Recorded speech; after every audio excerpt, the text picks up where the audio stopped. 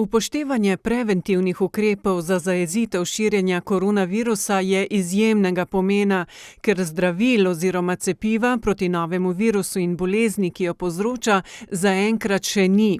Podatki sicer kažejo, da je bila navadna gripa letos na naših tleh mnogo bolj razširjena kot koronavirus in prav tako bolj smrtonosna. Za primerjavo naj povem, da smo lani diagnosticirali gripo pri okoli 200, nekaj čez 200 bolnikih, letos pa je bila ta številka nekaj čez 500. V Sloveniji so do zaključka naše redakcije potrdili 7 primerov koronavirusa. Da se to število ne bi naglo večalo, pristojne inštitucije občane znova pozivajo, naj upoštevajo dana navodila.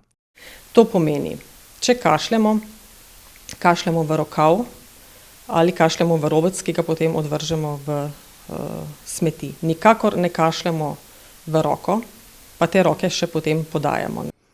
Še posebej temeljiti naj bi bili pri umivanju rok. Podrobnejša navodila si lahko ogledate na naši spletni strani v zavihku Koronavirus vir informacij. Potrebna je ena kolektivna odgovornost vseh, ne vstopati v prostore zdravstvenih domovih ali urgentnega centra, če imate znake respiratorne okužbe in je možnost, da imate okužbo s koronavirusom. Zato ni odveč opozoriti še enkrat, kdor sumi, da je okužen z virusom, naj zdravnika pokliče po telefonu, saj lahko drugače virus širi tudi med potjo in nato v čakalnici ter s tem ogroža vse zdravstvene delavce brez zaščite. Potrebno je slediti medije, kjer bodo vse informacije ustrezne, objavljene in tudi vsi ukrepi, ki bodo potrebni glede na trenutne razmere.